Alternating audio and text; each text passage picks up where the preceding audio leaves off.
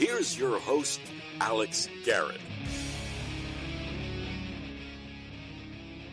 Is Starbucks relying too much on AI? That is my episode today, because as we are awaiting the conclusion of deliberations in the Trump trial, as we see what's happening across the sea with the unfortunate killing of civilians in Rafah, and in dealing with my own health crises, I just thought this headline from Starbucks in the New York Post was so elitist until you read into it deeper. Listen to this headline in today's New York Post.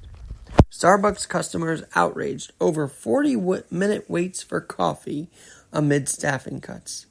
Unacceptable. That headline alone boiled me. I said, of all the things to be pissed off about and to be riled up about and to be really calling unacceptable, that's what we're talking about today. The unacceptability of a Starbucks coffee wait. That is a first world problem. Because to me, coffee and waiting for coffee shouldn't be as big of a thing, a storyline, as everything going else on. We've got a president on trial. We've got Israel making what Netanyahu is calling a tragic accident in Rafah, where they still need to wipe out Hamas, by the way. And then I've got my own stuff where, it's been ongoing even since the release of the hospital. Yet here we are in 2024 reading about how bad the wait at Starbucks is. Is that not elitist enough for you? The headline, the story goes, Starbucks customers are being forced to wait up to 40 minutes for coffee, with baristas claiming that staffing cuts have left them overworked and unable to juggle the barrage of orders that came through mobile apps, in-store, and drive-through. Now, there have been job cuts at Starbucks, according to Ariel Zilber, which has left Starbucks customers waiting longer than their peers at rivals such as Dunkin' and Caribou, according to Bloomberg News. In the last quarter alone, 8% of Starbucks customers waited between 15 and 30 minutes for their order. For you, is waiting a big deal? Is waiting a big deal, or do you just let it roll, off your back? Okay, well, I gotta wait a little bit to get my coffee. 40 minutes, maybe that's a lot, but thank God I'm alive to be here to wait. That's kind of how I would view it. Or just go back to work and come back later or something. I don't know. What I did not know was Starbucks was laying off 29,000 in-store workers in the year spanning October 22 through the same month last year, while expanding its footprint in the U.S. by 380 stores. There's 12 hours per work week and all this other stuff. And there are things in here. More hours, less manpower, which does advocate for unionizing, doesn't it? So that Starbucks doesn't run you over while cutting your own colleagues out of the picture.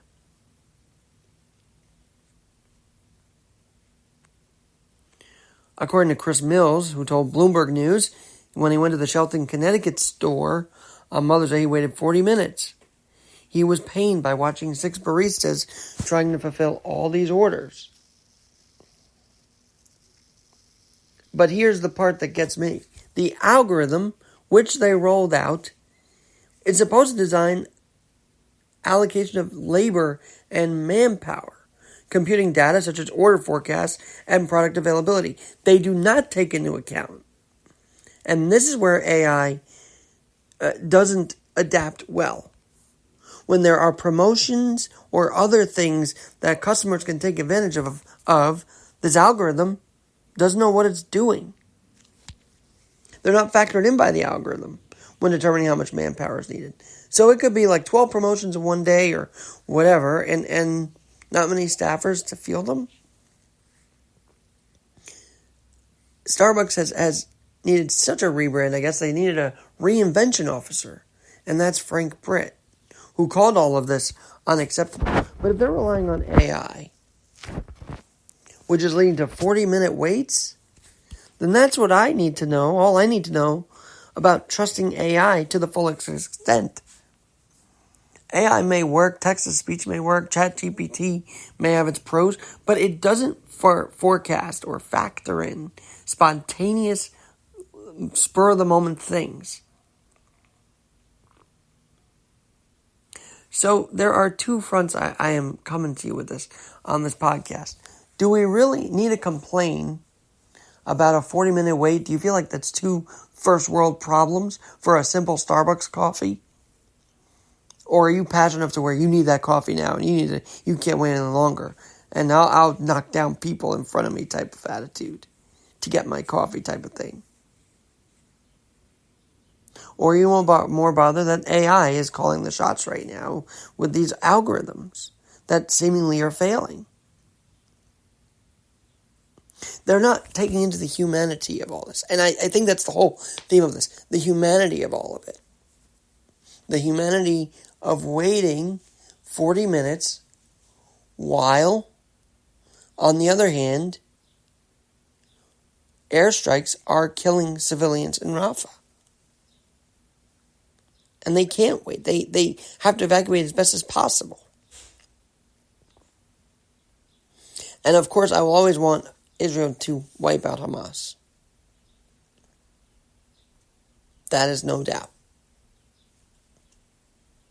But amidst this tragic accident, amidst a president on trial, there's so much humanity news going on that this Starbucks inconvenience doesn't trump anything else going on. If you're waiting 40 minutes for coffee, so be it. But it just shows how society is freaking out over the most inane things while not speaking up about the most inhumane things. And then the trust of AI is a very, very tricky thing. And I think this algorithm that they've rolled out in Starbucks is showing how we can't get away from the humane factors either. We can't just block out humanity through AI or block out human factors and try to expedite things through AI. Human factors happen. Humanity happens. So yes, pardon me as I'm recovering from 5 days in the hospital and see someone complaining about 40 minutes waiting for a Starbucks. Well, think about the many people waiting for health care, both in America and around the world. Think about that before we complain about waiting 1 minute for an elitist Starbucks cup of coffee. Now, I love Starbucks. May not be the best for my health, but I do enjoy it.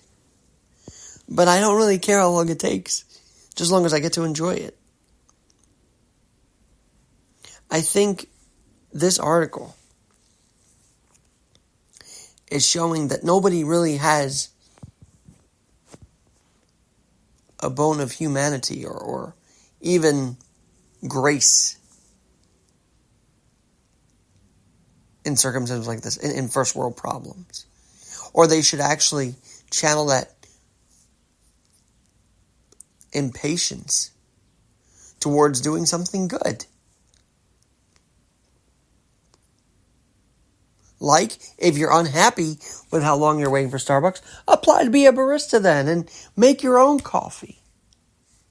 Don't complain about the 6 baristas that are working their asses off trying to get you your cup of coffee.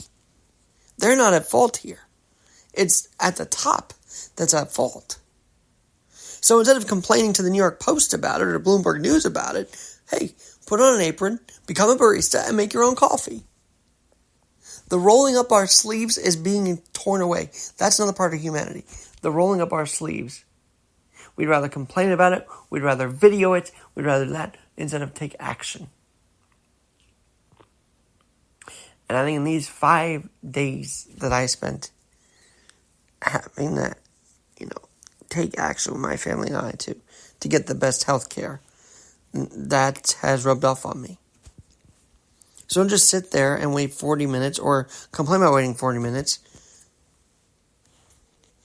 Ask if they need help. Put on an apron to your local community Starbucks if you're seeing that much of a wait. And please, think of the humanity of the baristas that are just humans trying to work at this day after day. And maybe some of them are going to college paid for by Starbucks also. And as far as Starbucks goes, 12-hour work days, that is why unionization and humanization needs to take place at these corporate workplaces. Human capital, human loss, human reliance need to be on the forefront, not stupid AI and the need to wipe away human interaction. Why do these local managers need to rely on that to schedule instead of just calling up their employee, hey, can you work today? So-and-so's called out, can you do it? That's the best way to go about it, Starbucks. To think about the human and how they are so much more valuable than the machine when it comes to these type of things. Scheduling errors are much better handled by people than by machines. Wouldn't you agree? So I know there's the old phrase, the humanity. But in this case, can we just calm down about waiting 40 minutes for Starbucks? It's not that big a deal compared to everything else going on around us right now. And it's a good piece by Ariel Zilber to exemplify how first world problems people think. But they need to take those energies of what's going on in their daily lives and think of putting them outward to bigger and better causes. Not just complain to the Bloomberg News. Because it's not that big of a deal if you wait 40 minutes for your Starbucks. Thank God you have the human capability to wait it out. And you're not struggling for life. Or even waiting to be seen in a doctor's office. I'm Alex Garrett. Humanity through a very inhumane time, I guess you would say, going on in Rafah, and inhumane way of thinking when AI dominates even how people are scheduled. Bring back humanity, Starbucks. Bring back humanity.